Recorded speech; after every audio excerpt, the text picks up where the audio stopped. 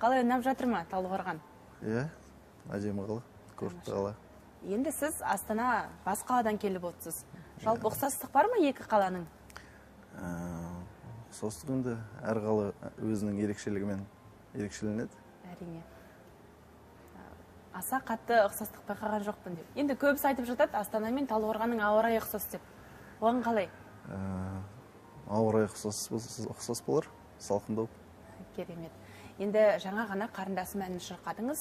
Қателеспесем бұл жақында шыққан ән. Кім сөзін жазды, кім әнін жазды? Сөзі әні өзімдікі. Керемет. Туған қарындасым арнаған ән. Жалпы қазақ қыздарына қарындастарымызға арналды. Тамаша, яғни авторлық әніңіз? Авторлық ән. Керемет. Енді әңгімені бірден содан бастау керек еді. Бұл менің авторлық әнім деп. Жалпы бұл әнді жазуға қарындасыңыз түрткі болды ғой? Әрине, қарындасым бір қалада, өзім бір қалада. Сағынасың ғой қарындасың. Әрине. Бауыр деген ол өте керемет жан. Әр кезде жаныңнан табылатын деп өзіңіз де айтып жатсыз. Әнді жазуға қанша уақыт жұмсадыңыз? Бірінші сөзін жаздыңыз ба, әнін жаздыңыз ба? Бірінші әні туды. Келесі күні сөзін жаздым. Керемет. Енді, Мержан мырза, өзіңіз әнмен айналысып жүргеніңізге қанша жыл уақыт болды? Жарты жылдан асты. Жарты жылда. Енді ғана, өнерге енді ғана қадам басып жатсыз. Керемет. Оған дейін немен айналыстыңыз? Оған дейін өзім кәсіпкермін. Кәсіпкерлікпен айналыстық. Әртүрлі салада. Тамаша. Өнерге келуіңізге не себеп болды? Немесе бала кезден бір арманыңыз бет осы ән айтсам?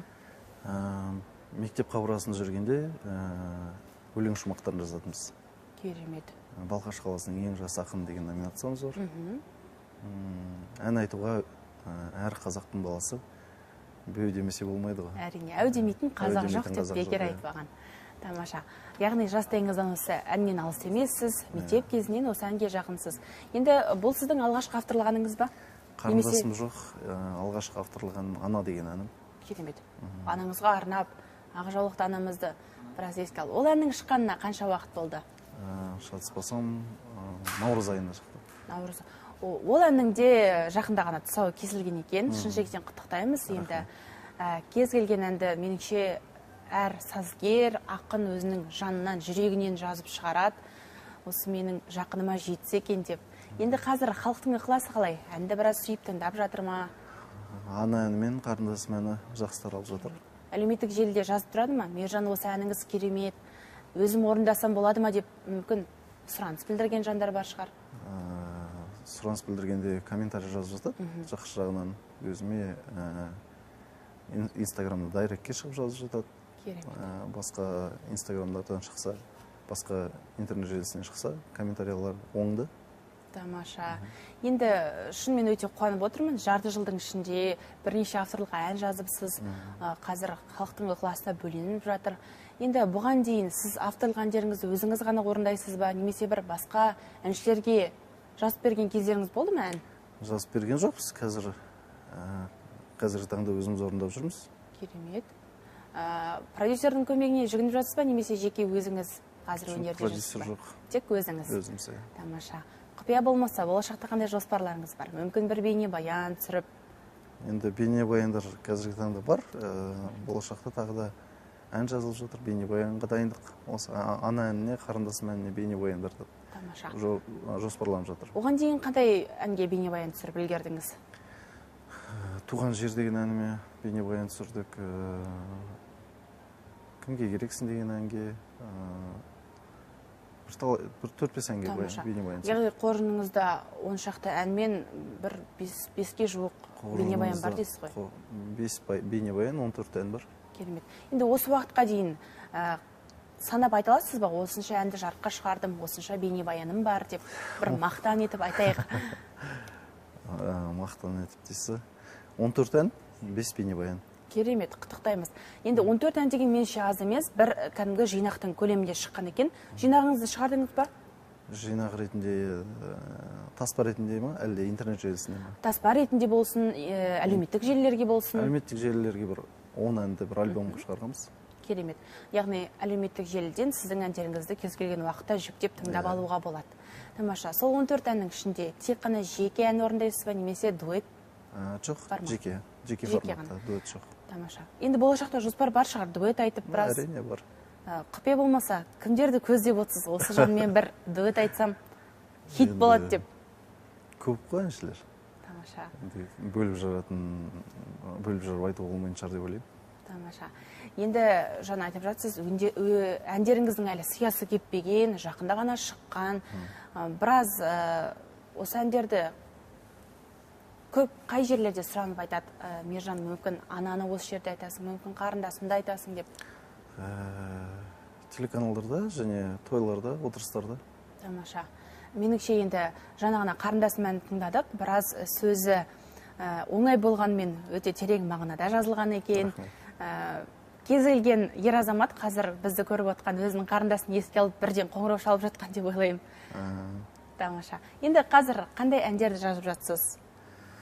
Қазір махаббат тақырыбында жазып жатырмыз. Тағы да тақырыптар көп. Тамаша. Енді болашақта өте жоспар көп дейсіз, біраз құпияңызбен бөліскіңіз келмей отқан сияқты. Енді өнер адамдар деген сондай ғой, біраз барлығын құпияда ұстайды, сосын бір күні тұсаукесер жасап, барлығымызды шақырып қуантып жатады. Сондықтан сізден жағымды жаңалықтарды күтеміз. Рахмет. Енді Жетісуға алғаш сапарыңыз, қандай бұдан бөлек жоспарларыңыз бар? Бүгін таңмен таласып бізге қонаққа келіп жатсыз. Жоспар көп, бірталай шаруаларымыз бар. Сол. Тамаша. Біздің Жетісу облысында да талантты жандар өте көп. Мүмкін сол кісілермен біраз кездесіп, шығармашылыққа жоспар құрып жатқан шығарсыздар. Оны енді айтпаймыз деп қойды. Енді айтып отырмын, құрметті көрермен, өнер адамдары өте құпия жандар, көбісі бөліспей жатады. Бірақ не дегенмен Мержан мырза қарасақ, болашақта жоспар өте қарқынды даму алып жатқан сияқты. Жетісуға келгенде де сапары бекер емес деп ойлаймын. Сондықтан қашан енді бізге тағы да қонаққа келесіз, бір сүйінші сұрап, осы жинақ шығардым, бейнебаян түсірдім деп? Енді кез келген уақытта. Әрине. Біз сізді кез келген уақытта күтеміз, есігіміз әрдайым ашық. Жақсы. Енді меніңше кез келген өнер адамына бір дарынмен, талантпен келеді. Сіздің ойыңызша осы ән айту жағы сізге кімнен дарыған? Мүмкін нағашы жақтан, әке анаңыз мүмкін әнші шығар? Жоқ, екі жақтан да деп ойлаймын. Екі жақтан Себебі да? анамыз жағынан да әнші бар, әкеміз жағынан да күй шертіп, домбыра тартатын Керемет. кісілер болған.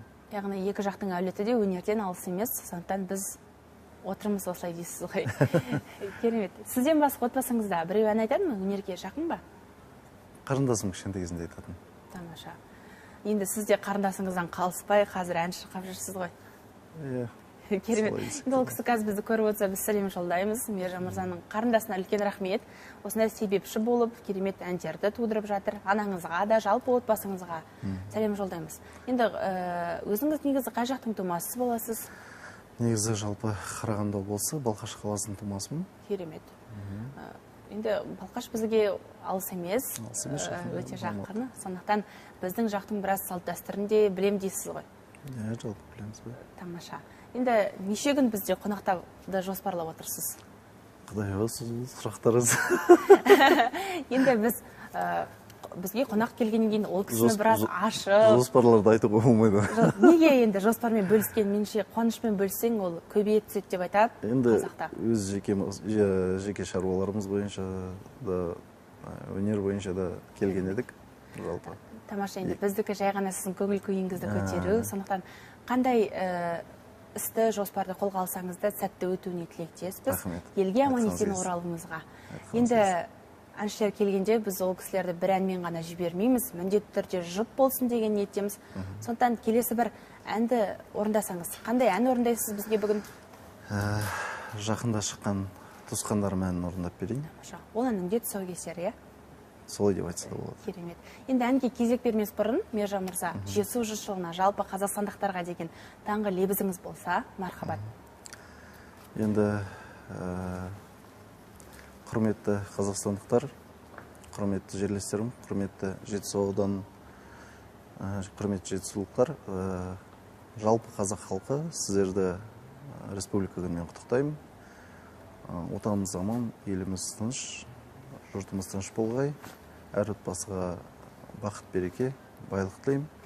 Сіздерге де шығармашылық табыс. Айтқаныңыз келсін, рахмет үлкен. Сізге де келгеніңізге үлкен рахмет деп отыра, студия төрі өзің